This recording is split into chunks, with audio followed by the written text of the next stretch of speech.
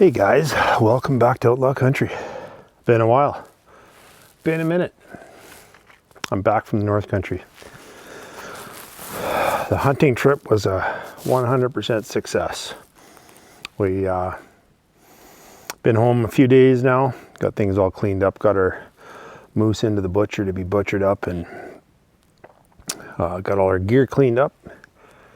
And yeah, we had a great trip. We got 3 moose to split between our group, 4 families.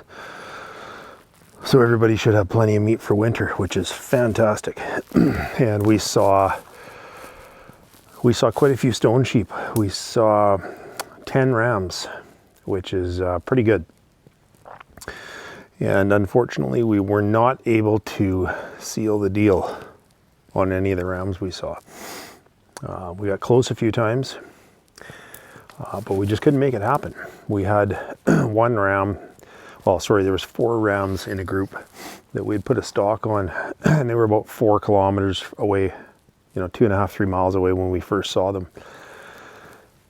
And we put a stock on them, took us all day, and we got to within 200 yards after a long, grueling belly crawl on the rocks. We got to within 200 yards, and there was only one ram there that was that we believe was legal, but he just never gave us the look that we needed.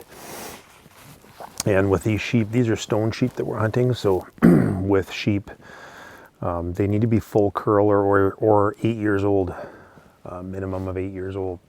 And I personally don't like to shoot on age. I want to make sure they're legal horn measurement wise, just because age, you can make mistakes. So there was one ram there that we're still to this day, we're about 99% sure that he was legal. But when it comes to sheep, you need to be 100% sure.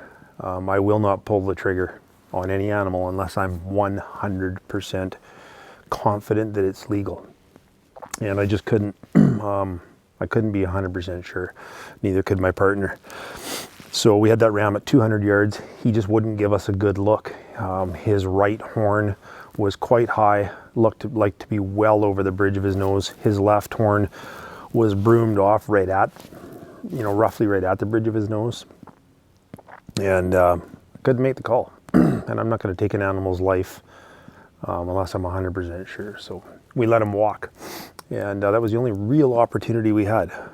We had a few other times we got close to the sheep, but just couldn't make it happen. But that's sheep hunting. But moose, on the other hand, we did really well. We got 3 nice bulls, and so our freezers are full. We're eating well this winter. Just going to touch briefly on the hunt here, because I don't know if anybody's, you know, hoping to see some footage of the hunt or whatever. I do have a few pictures I'll maybe throw up and share of the hunt. And I did do a little bit of filming, but what happened is when I got up there and finally was able to disconnect from electronics and society and whatnot, I really struggled with putting up the camera and with doing some filming. I do a lot of filming when I'm out on these hikes, and I share everything with you guys, and I just had a tough time on this trip picking up the camera and getting some footage. I just wanted to relax, and I just wanted to get away from it, and I just wanted to enjoy nature and not have to worry about filming, you know, every step.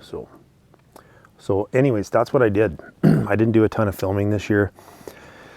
And so you might see a little bit on here, you might not, I don't know, we'll see how it goes, but I hope everybody can respect that. It was a strange feeling. I just got up there, and after the first day, I'm like, okay, I better get the camera out, and I had all my camera gear, but I struggled with it, and I decided not to, so it was good for me. It was a good break away from technology and whatnot. But anyways, you guys, we had a great trip, super successful, very happy, and feeling pretty grateful to have that meat in the freezer, because our families all really rely on that. So anyways, that was the hunt. It was 3 weeks, 20 days, 21 days or something.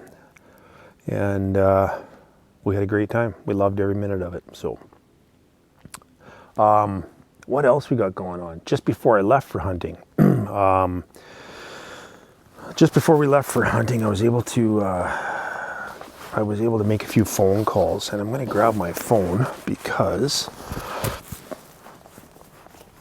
I was able to make a few phone calls, reach out to a few people that have emailed in, and have some conversations with some of these awesome people. And I'm sorry, I just can't remember everybody's names off the top of my head. So I did talk to, because I mark them off as I speak with them, Dwight, Mr. Dwight Henning. Had a good chat with Dwight. And I'm going to share a little bit more of our conversation together. And then the other gentleman I spoke with, I was able to get a hold of. Actually, it was the day before I left, so I didn't have a ton of time to chat with him. But Al White, and Al is actually a local, BC local, and Al's a First Nations Casca Dene member from northern BC. And I believe Al lives in Terrace now, but remote. Lives kind of off-grid in Terrace, but spent some time in the Yukon or whatever, and hunter, trapper, retired commercial fisherman. And boy, Al had some pretty wild encounters with these beings. And as many of the First Nations and Aboriginal people that I've talked with, Al's belief is really deep in the Sasquatch and Bigfoot. And I believe, there's another name for there's another name that the Casca and there's another band up there, northern BC. Anyways, there's another name for them in their local communities. But anyways, had a really good chat with Al, and Al shared a bunch more stuff with me. And I've asked Al I've actually asked both of them, Dwight and Al, to email me in some more, because I just can't do the memory thing. I can't do it, I try. But my memory is not the greatest. So, they're telling me all this stuff, and I'm like, dude, I love chatting with you, and I want to chat more, but can you send me in another, put it into an email for me? And so anyways, they both said they would, but yeah, Al's a real interesting man. Spent his whole life in the North Country and retired from commercial fishing, lived in Terrace, retired from commercial fishing, moved off grid out somewhere out in the boonies out there, and he still traps and hunts, and just for something to do. So great conversations, great people. And Al said he would consider coming on here and having a chat with us. So let's see if I can make that happen here over the winter. I got a bunch of people I want to get on here and have discussions with, so I will do that. But anyways, we're gonna go for a good stroll here, because as soon as I got home, I went out and checked a couple of game cameras, and this one area that I'm in right now, I have a cranker of a blacktail buck in here. He's a real mature 4x4 blacktail. He's got nice big eye guards, about 3-inch eye guards, and he's super heavy, so I can tell he's mature. And I think he's into regression now. So he's wide, he's tall, but his points aren't super long, but a lot of mass. So I think he's into his regression stage of his life now. And I'm in here looking for him. And I pulled that camera because it was loaded up with pictures. I'm going to set a new one out. I'm going to probably set a couple along this creek here, because if I could find this buck, that would be a good one to harvest. What I mean by regression, if anybody doesn't know, is antlered animals, when they grow throughout their lifespan. When they get to a certain size, then what'll happen is they'll actually regress, get a little smaller. Their points will get shorter, but their horns grow thicker and heavier. And but they just don't. I've seen them shrink before. I've harvested a couple of mule deer that are 30 plus inches wide. One in particular I hunted for about 3 or 4 years. I think 3 years, and I got him on the end of the third year. So I watched him grow, and he was a big buck when I first saw him, and I actually watched him regress. When I shot him, he was 31 inches wide, but when I know for a fact when in his prime, he was probably around 33, so he shrunk down a couple of inches, but he was still super heavy. So anyways, we're in here looking for this guy and see if we can find him. You never know. It's quite a ways into where he is, so I'm not too worried about making a bit of noise here, but I'll be a little quieter once I get going. So, yes, I have my trusty trigger right here, my 300 Windmag Browning X-Bolt. And this is my extension of my right shoulder. So I'm carrying this just in case I stumble on this buck, and I'm also carrying it for protection because I've had a lot of run-ins in the last little while with bears out here, so I should be taming down now. But anyways, got to carry it. You never know when you're going to stumble onto that big buck. All right, so let's hit the trail here. We've got probably an hour and a half to get in there, and then we're going to go sort of stealth mode, throw up a couple cameras. And then I'll find a spot. I want to sit down and try to get another email or two read out. I don't know how much time I'll have, but because I don't want it to get dark on me. It's kind of late afternoon now, and I don't want to get dark, so we'll see how much time we have. We'll definitely get an email or two read, and get back on the regular grind of weekly emails until we're all caught up. There's been a lot came in the 3 weeks that I was gone, and I want to get through them. So bear with me. Literally. All right, let's go.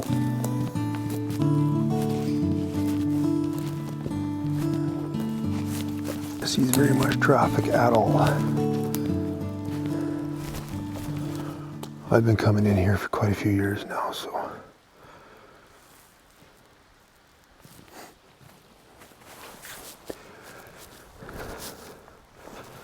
Because as you all know, I'm not a lazy hunter. I'm willing to get out and put on miles, do some hiking. Most hunters where I live, the majority of them road hunt. You don't get a lot of guys that are willing to, actually get out and hike hard and pound the bush. And that is where you'll see these big bucks. Back in these draws. Same goes for the elk too, right? Like, you got to get out and hike for them, man. And when I was on my trip here, in 3 weeks of hunting, my partner and I put on around 120 kilometers, which is about 80 miles.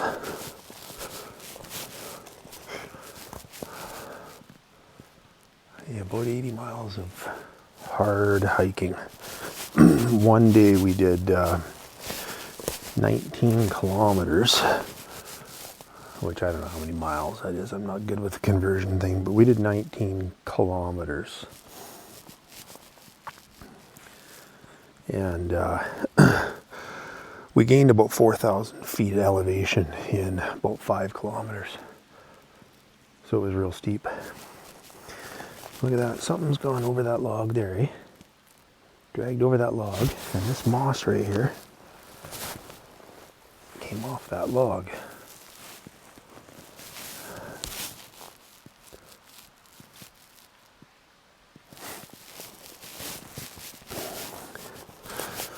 My guess there is probably a bear. Probably a bear dragged its belly over that, but hard to say for sure.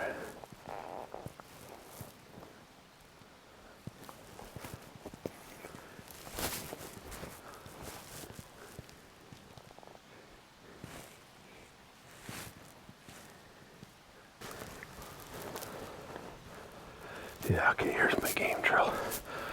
So there's a good trail come down off the ridge here. So this tree right here, I have my camera set up in there, and there's a good game trail here that goes up the ridge. And I got pictures of this big boy right here. So I think I'll throw up another camera here, one that's fully charged up. And then I'll find another spot up the trail further to throw another one.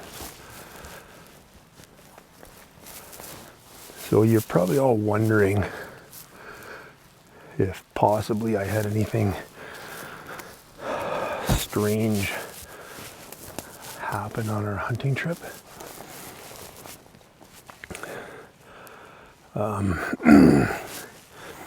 With regards to the forest people. And out of all the years that I've hunted this area, never had anything strange happen, except for this year. It was a little odd. And myself and my two, so there's 5 guys in our group. 5 guys in our hunting group, but 3 of us go early and go for 3 weeks. And the other 2 guys come up for 2 weeks. Anyhow, the 3 of us that were there for 3 weeks, first night we got to camp, we got camp all set up,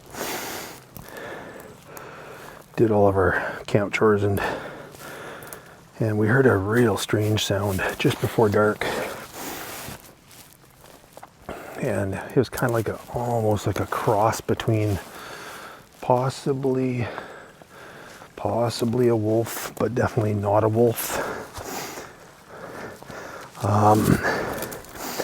And I personally thought that it sounded like swans talking.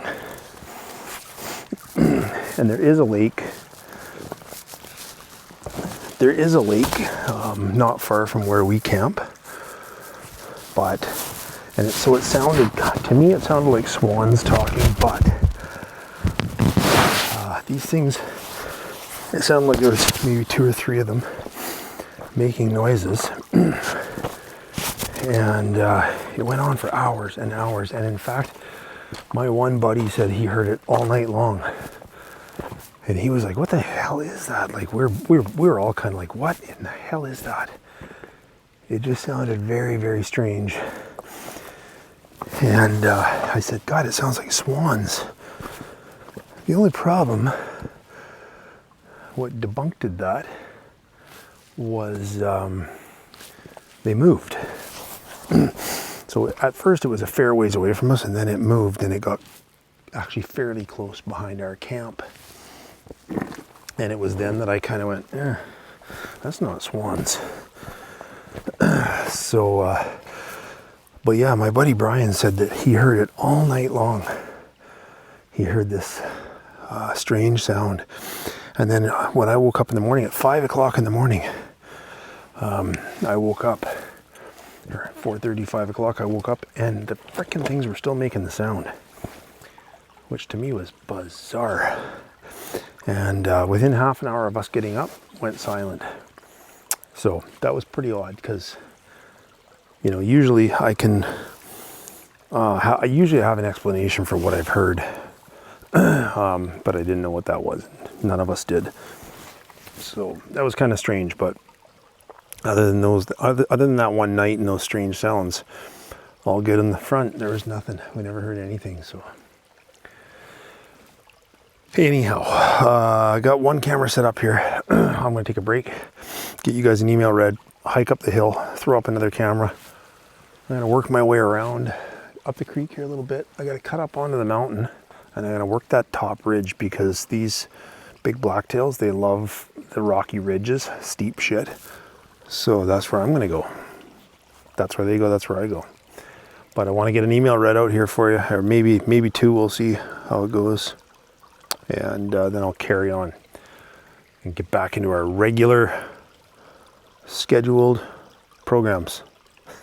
Regular scheduled outlaw country. All right.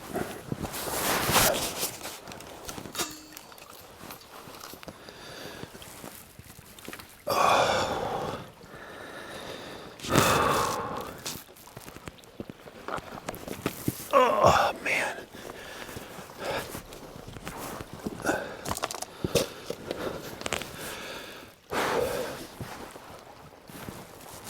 Great spot. great spot to take a break.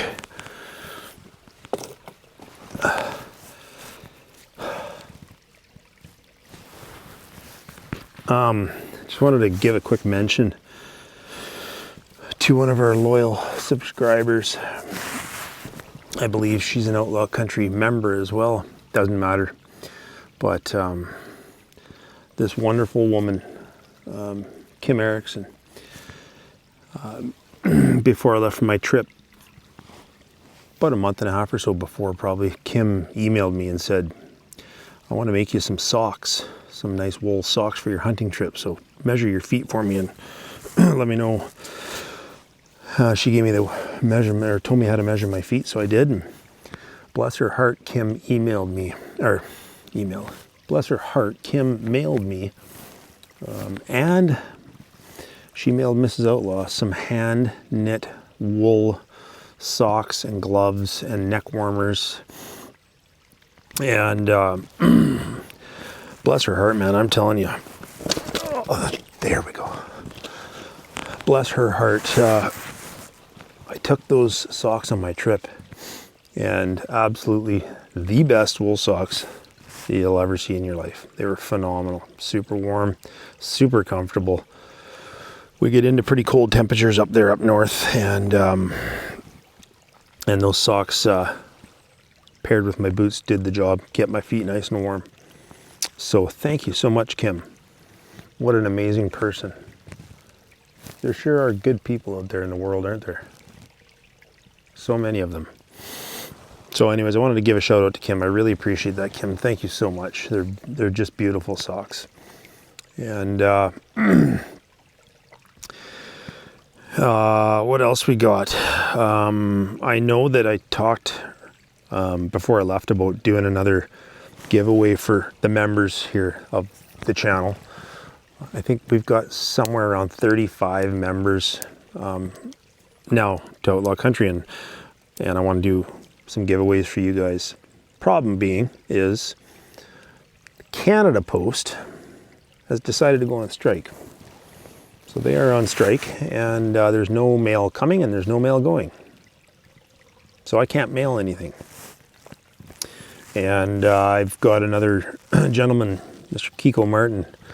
Kiko, I know you've ordered a couple of Outlaw Country coffee mugs for Christmas gifts, and I took them to the post office just before the strike, and they got sent back to me, or they got left at the post office because of the strike. So I went and picked them up. I still have them. They're still boxed up. I will ship them as soon as I can, my friend, I promise you. But I can't ship them right now. No post. No postal service. So those mugs are sitting there, Kiko. And anyways, I will, as soon as the postal strike is over and things get rolling again, it's probably going to be a slow process for getting stuff, but as soon as they're back working again, I promise I will get, Kiko, I'll get your mugs sent out to you, and I will do another giveaway and get a few more complimentary Outlaw Country coffee mugs sent out to you fine people. So thanks to all you members, I really appreciate it. And thanks to every subscriber for just being here. Appreciate it so much. Gonna get into an email, but I got some pretty exciting news for this old boy.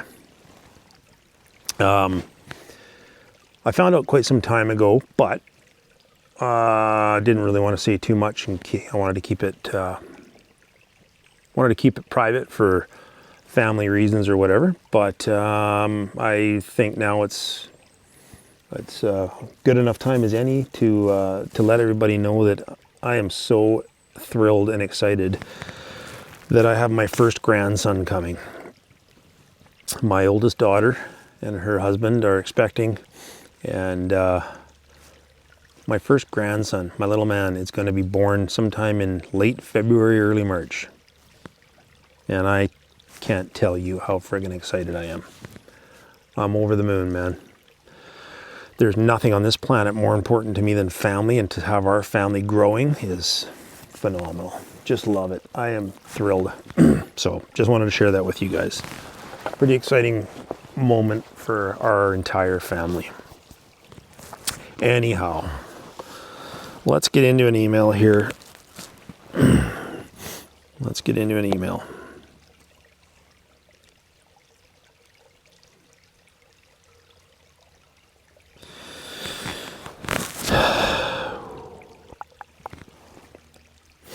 trying to get caught up, but it's taking a while, you guys. That's totally fine. I've said it many times. If you've got something to say, if you've got an encounter to share, please email if you want to. If you want it out there, email. If you don't want it out there, you just want to share with me, email and let me know that, and I'll just read it myself and keep it to myself. If you want it shared with the group, say so and it'll get shared. And please don't worry about how long the email is. It doesn't matter. Okay, I don't have a clock. I don't wear a watch. I do wear my Cosbit watch every once in a while, but for the most part I don't wear a watch. I don't give a shit what time it is and how long things take.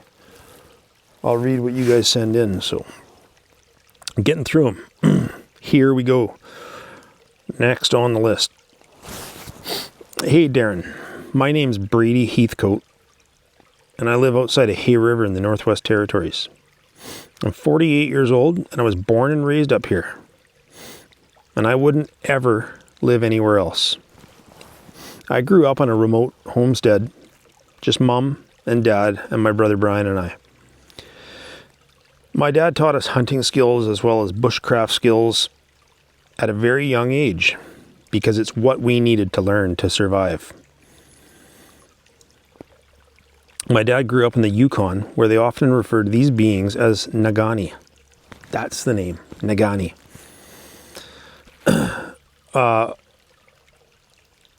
Where they often refer to these beings as Nagani, which is Casca for the Sasquatch. Dad told Brian and I that he had seen these beings on 2 occasions in the Yukon prior to moving to Hay River. The first time Dad saw one was in 1970 on a moose hunt with his brother. They had a moose down, and this creature came in on them in the dark as they were field dressing the moose. Dad said he heard a real strange sound off in the distance, but he shrugged it off as maybe a lynx or a bobcat. My Uncle Bob heard it as well, but he just listened to what Dad said as he had more experience in the woods. A few minutes later, Dad smelled what he thought was either a grizzly or a pack of wolves. That musty, rotten smell. And he told Uncle Bob to have his gun ready in case a bear or a pack of wolves comes in on him. The two of them were yelling, "Hey bear," trying to discourage it from sneaking in on them. When Dad said he heard what sounded like a man talking, but he couldn't understand the language.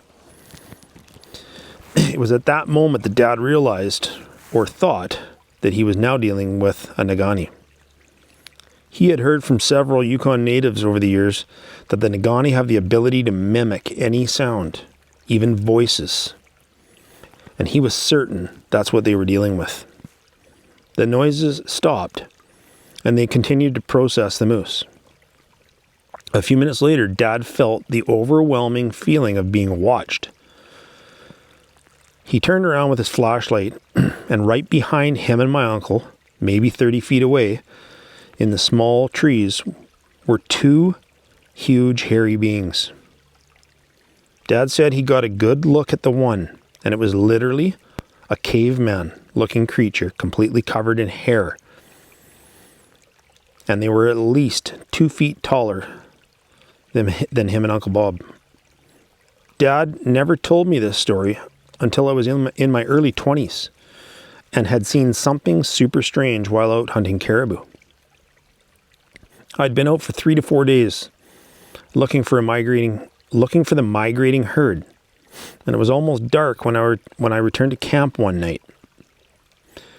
I could see well enough that I wasn't using my headlamp as I approached camp. I was about 100 yards away when I heard a cackling sound. Something a little like a raven when they cackle.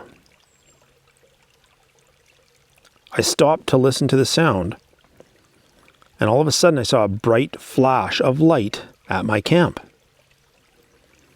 I had hiked into the mountains and set up my tent, so I was really caught off guard thinking someone was at my camp. I yelled out, "Hey, who's at camp?" Got no answer. I yelled out again, Then I saw another quick flash of light about 20 feet from where my tent was. I took my rifle off my shoulder, started walking towards my camp cautiously. Everything at camp looked okay, but I was still really nervous. Who was at my camp? I looked all around my camp, and then I found these massive 16 to 18 inch long, human-looking footprints. I immediately knew this was a Sasquatch. There was almost no doubt in my mind. This was not a human footprint. Even though Dad had told me a few stories of the Nagani, and I'd heard stories from some other hunting buddies as well, until this moment, I was very skeptical.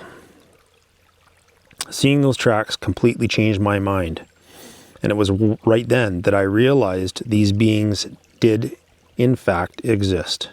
No doubt about it. I sat in my tent awake all night. There was no way I'd fall asleep after seeing that. I replayed in my head all night what I saw, the flash of light. It didn't make any sense to me. I'd never heard of that before.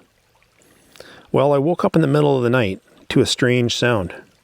It sounded like two large rocks being gently tapped together, and it was close to my tent. I grabbed my headlamp and my rifle and unzipped the tent, crawled out, and turned on my light and quickly scanned my surroundings. As I scanned my surroundings, I see a flash of two eyes, maybe 20 feet from my tent. My eyes focus on these bright white eyes, and then I make out the shape of this human-looking figure squatted down staring at me. I see its eyes blink in the darkness, and I hear a clicking sound again. This thing was making strange sounds, and I realized it was making them with its mouth. I could see its face moving in the light. There was no movement of arms at all. I had both hands on my rifle and I was on my knees, watching this thing at 20 feet. My brain was telling me, shoulder my rifle, but my body wasn't listening. I was frozen. I couldn't move. I actually remember at one point looking down at my gun in my hands and saying to myself, come on, raise the gun for fuck's sakes. But I couldn't do it. I couldn't lift my rifle off my lap. It was as though my entire body, except for my head, was paralyzed. I could hear my heart beating in my chest, and I started to feel lightheaded and dizzy. I was seriously thinking I was going to pass out. All this time, this creature is sitting there, staring me down and making this eerie clicking sound. Then I hear a man's voice. It says, I will let you leave my home this time. I don't know if this being actually spoke to me or if it was just in my head, but it was crystal clear. I heard it as though the person was sitting beside me. Just as I hear the voice, this Nagani vanished right before me. Gone without a sound. I sat there for a few more minutes, and all of a sudden, I was able to move my arms. But I was scared shitless to go back into my tent. I wanted to pack up right then and there and head for the truck, but something told me not to travel at dark. I knew better. I knew the dangers. So I sat in my tent with my rifle in my hands and my headlamp on for the rest of the night. As soon as it was daylight, I went and looked around camp, and I saw more tracks, the same as the ones I had seen the night before. I slowly walked over to where I'd seen the creature squatted down, and as I did, I could smell the most rancid smell ever. It was almost like a sulfur smell. It burnt my nostrils as I breathed in and made me gag. It was horrible. I wasted no time. I packed up, headed for the truck. I stopped by my parents' house, and when I got into town, I told Dad what had happened. He was so intrigued, but also worried. He said he'd heard that these people have hunting and fishing areas, just as we do, and they can be very protective of these spots. I said, well, I have just as much right as they do to hunt there. Dad disagreed and said if I were you, I'd find a new spot to hunt. The following year, I ended up going back to the same general area for caribou again. Not the exact spot, maybe a few miles away. And yes, I did have another run-in with what I believe was the same Nagani from the year prior. It was the first morning of hunting, and I was working my way into a small lake where I know the caribou hang out. It was maybe 20 minutes before shooting light, and I was sitting on a ridge overlooking the small lake. I suddenly got the feeling of being watched, just as my dad told me about. I started looking around, peering into the darkness, as I was sure something was there. I didn't know what, but something was watching me. I had a sense of fear come over me that I simply can't put words to. I can't explain to you what I felt. I've had times in the past that I've feared for my life, but this time it was like nothing I've ever felt before.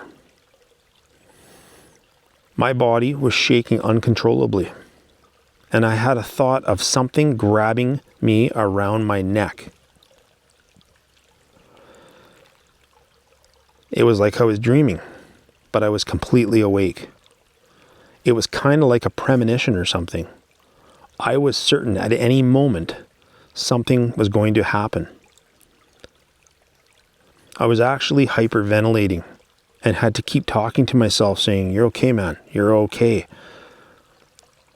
But I wasn't okay.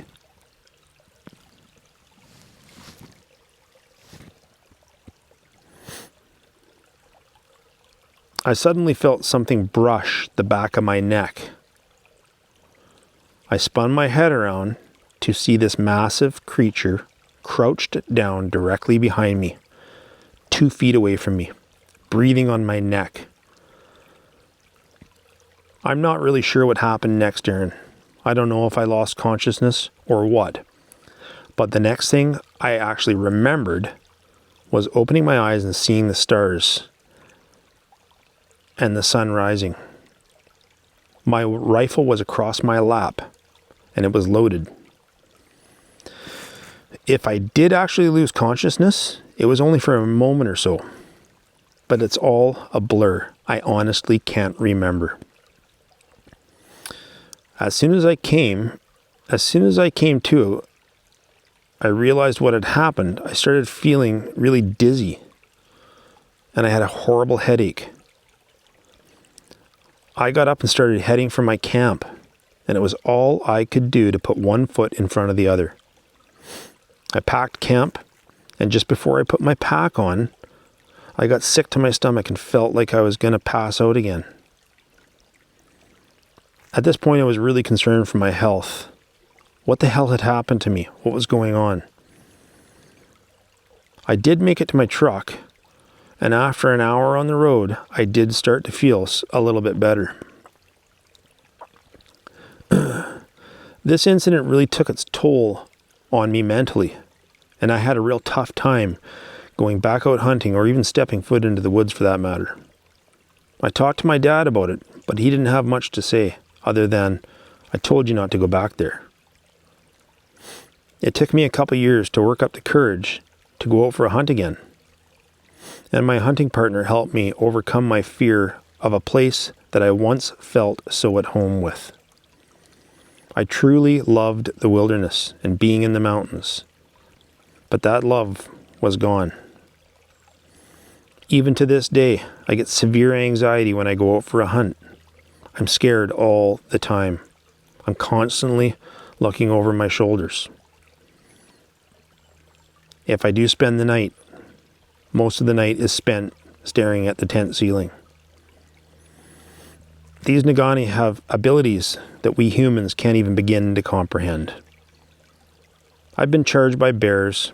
I broke my leg once on a solo sheep hunt. I flipped my canoe and almost drowned then almost froze to death hunting moose.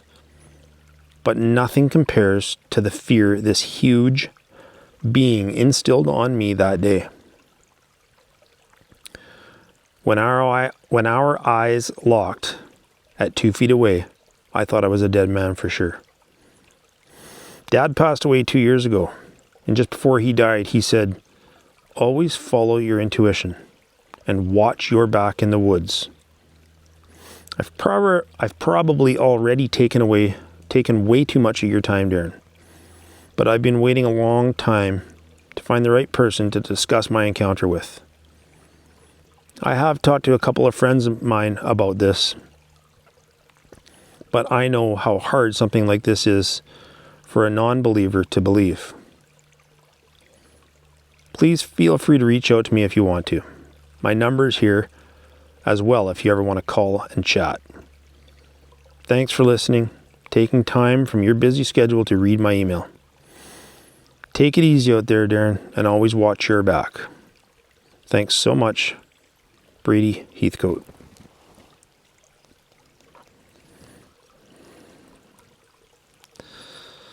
Wow.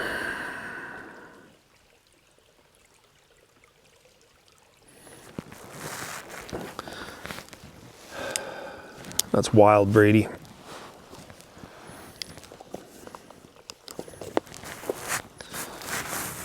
That is wild, man.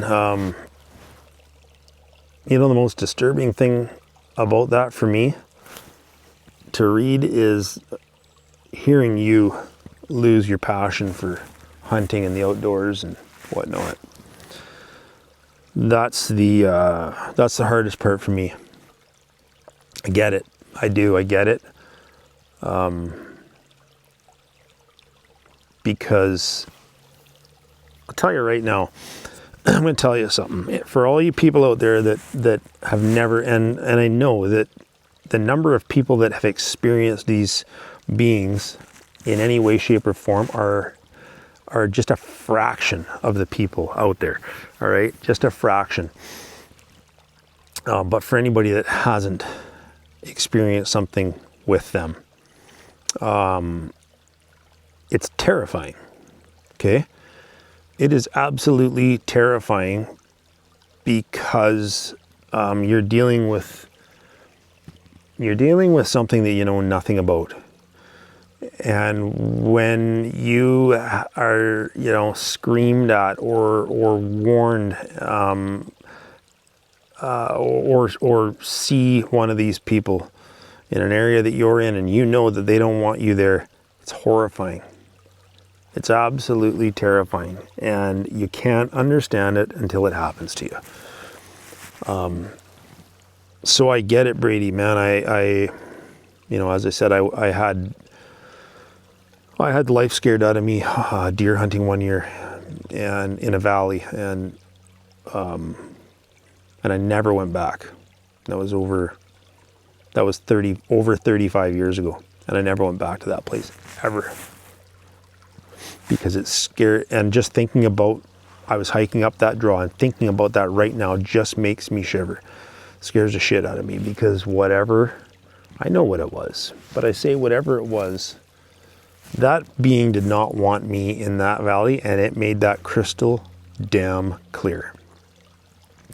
But that breaks my heart to hear you've lost your passion, because I have the same passion. I share that kind of passion for the outdoors and the wilderness and hunting, and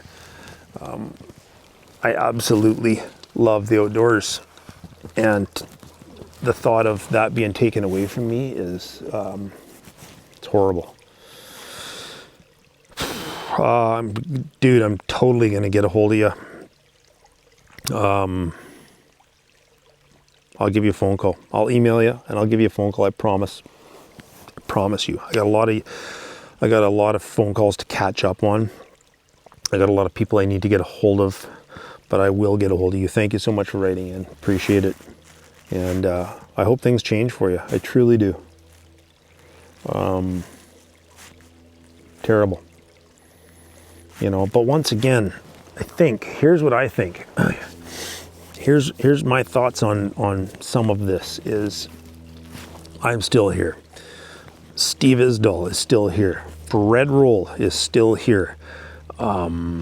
There's all these people that Brady, you know, how many thousands of emails has Steve read? And I've read probably a few hundred, I don't know, 100 and something. How many emails and stories has Fred told? And these people are still here to tell their encounter, to tell the truth. And Brady, you're a prime example, man. The thing's 2 feet behind you, 2 feet away from you. Could have killed you like that. Could have killed you without you even knowing it was there. So, yeah, you do have as much right to be out there as they do. Would I have gone back to where you went? Probably not. Sorry. I agree with your dad. I wouldn't have gone back there, man. Find a different place, you know. I'm in areas like right now. I'm in an area here that I'm hunting right now, and I know they're here. But I haven't had any bad encounters here. You know, in my entire life, I've only had 2 bad encounters where I was like, oh my God, I'm going to get out of here. So, you know, I think you just got to listen to that. You got to be conscious of your surroundings, and you got to be aware of what, you know, read the signs. And if you're getting that, you know, I tell you, if one of these beings came up 2 feet behind me right now and said, get the fuck out of here, I'm out of here. And I'll never come back. Promise. So, but that's a key thing for me, right? Like, you're here, you're alive, it didn't kill you. Coulda, easily, but it didn't. You know, how many times could Steve Isdall have been killed? How many times could I have been killed? We're still here. Great, for now. You never know. Time might come, but it is what it is. Thanks, man. Appreciate it. Appreciate all of you. Every subscriber, every member, thank you so much. Got a busy winter, but I'm going to try to keep on task and getting a video a week out to you guys, because I want to make sure to keep the voices being heard and do my part, right? I promised I'd do it, and that's why I'm doing it. And I just want to say one little thing, because I kind of told you guys I'm not gonna give these keyboard bandit trolls 2 minutes or 2 seconds of my time, but I cannot help but laugh, and you guys gotta join in on this. Like, I can't help but laugh, and when I read the odd comment, and there's not very many, which is really, really cool. You know, we got 13,000 people in this outlaw country family, and wicked awesome people. But you get the odd asshole, and they make a comment or whatever, and I still get the odd comment saying, "Oh yeah, you're just copying Steve," and blah blah blah, and I'm like, whatever. Like, again, I told Steve I was getting a bunch of emails on my YouTube channel, and I said, hey, you want me to send them over to you and whatever, and you can read them out or whatever? And he goes, fuck, just, if you're getting emails, just read them out, man. He goes, it doesn't matter who's giving the message, as long as the message is getting out there. So he said, if you're cool with reading them, just read them. I don't give a shit. So that's what I did. And made a promise to do it, and I'm going to do it. But, you know, these people, could you imagine waking up in the morning and your life is so insignificant and boring, and like, just your existence is so pathetic that you're going to browse YouTube to find videos of something that you do not believe in, and something that you are so dead set that doesn't exist. You're going to hunt YouTube down and find people that do believe in them, and then you're going to take time out of your worthless day to send a comment or make a comment about, oh, this is all bullshit, and what are you people smoking, and so on and so forth. Imagine your life being that pathetic. Wow. What a pathetic existence that is. So,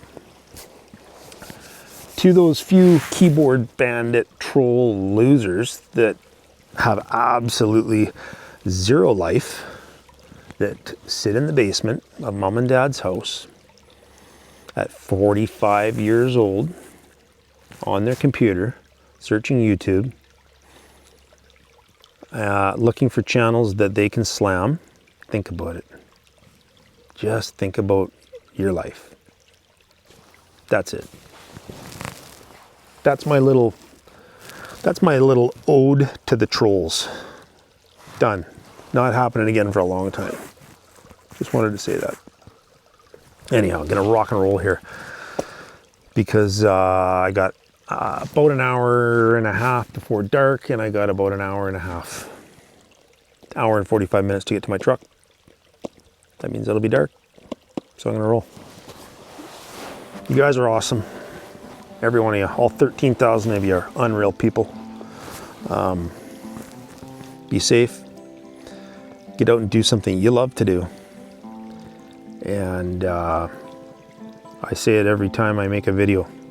And I mean it, and I want to keep saying it because I hope it gets through to people. Be a good person. Just be a good person. Do something nice for somebody. You know? Do something nice for someone. It's better than being the opposite. All right? Let's get out of here. Let's go find this big buck. Actually, we probably don't want to find this big buck now, because if we shot him now, it would be about a 4-hour, 5-hour hike out of here.